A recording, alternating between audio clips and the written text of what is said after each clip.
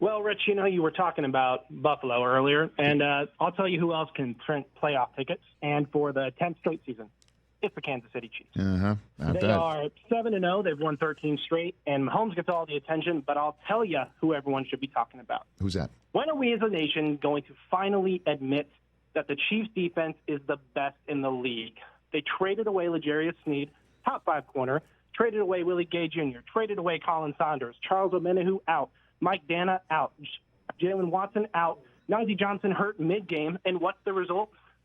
2 straight goal line stands, one of which ended in a field goal from within the 10, and the other, the Raiders had 4 straight downs inside the 10-yard line and turned it over. This unit hasn't allowed more than 28 points in 28 consecutive games, and time after time comes up with big plays in the biggest moments. Steve Spagnuolo, best DC in league history. He's pretty. I mean, he's up there right now on a run. LeBeau-like, don't you think? Right now, he's coaching himself into the Hall of Fame. I think he kind of is, isn't he? Kind of right? is. I mean, with the Giants run, and then if the Chiefs three-peat because of the defense again.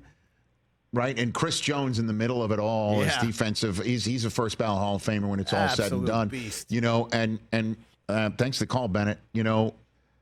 And now they just add Josh Uche for, I believe, a 2026 draft choice, which is Brett Veach doing Brett Veach things. Let's add DeAndre Hopkins for the offense and Josh Uche for the defense, and let's do it well before the trade deadline.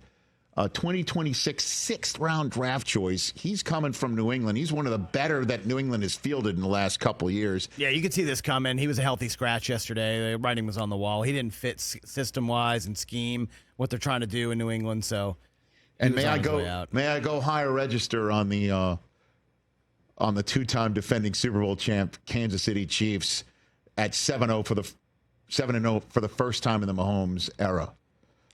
You normally don't go higher register on that, certainly when you're talking about the offense, but the Chiefs' offense is looking very Chiefs-like over the last 2 games. 2 passing touchdowns in Week 8. He had 0 in October. I know that's been your point in the last couple of weeks here. They've scored 27 or more points in each of their last 2. They only scored 27 or more in first of their 5 games prior to their Week 6 bye. Travis Kelce showed up. 10 receptions, 90 yards, a receiving touchdown. It's easily his best game of the year. Well, Tom Brady recently got Raiders ownership, but he bought his stake from Travis Kelce, who has owned this team for quite some time. Well done. Well done. Yep.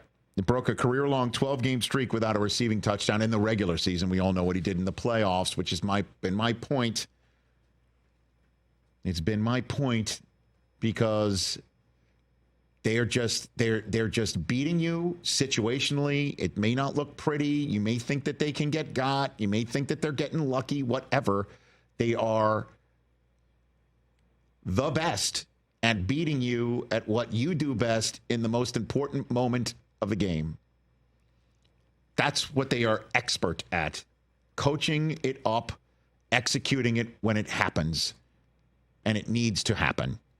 And now they've got DeAndre Hopkins in the mix. This is what Mahomes had to say after D-Hop had a little bit of cup of coffee with him in Week 8. I thought he did a great job. Obviously, 3rd down, he had the big catch early in the game. And then he had a couple other big plays. I missed him on the 1 corner route early, but still got open. And then as I looked back at the tablet, there's a couple times where in man coverage, he was just really working and winning. Even the touchdown to Trav, I threw. If you look back on his side, he's open too for a touchdown there. And so now that you see that. I mean, obviously I know the type of player he is, but you see that on the field. It shows that if they're going to play man coverage against him, he's going to get open and have to give him the chances to go out there and make plays. All right, that's Mahomes after the game, and this was Mahomes in the summer. He'll get handled when he gets handled. Yep, that's what he said about playing the Raiders. And he came up with his first 250 or better passing yards and 2 or better passing touchdown game of the year. That was his first. He did it. He handled it. And went over 30,000 passing yards of his career and beat Matthew Stafford by 6 games in terms of the fastest to do that. So there's that. And all they're going to do is spend the regular season in the laboratory. That's it. In the lab. Keep working at it. Keep grinding. Home for Tampa on a Monday night next week.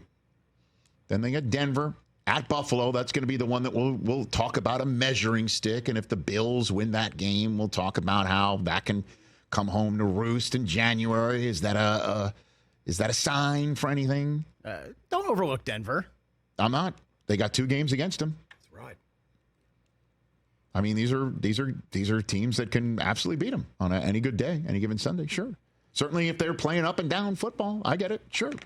But they're in the lab. This team's in the lab.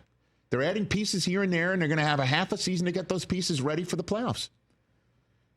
And in terms of situational football, I would get a Patriot. That's for sure. They know how to do it. And I'll go get D-Hop when I need. And if you think Brett Veach is done, I don't think so. He's bargain shopping. He's going in the Filene's basement. He's getting Josh Uche for a 6th-round draft choice 2 years from now.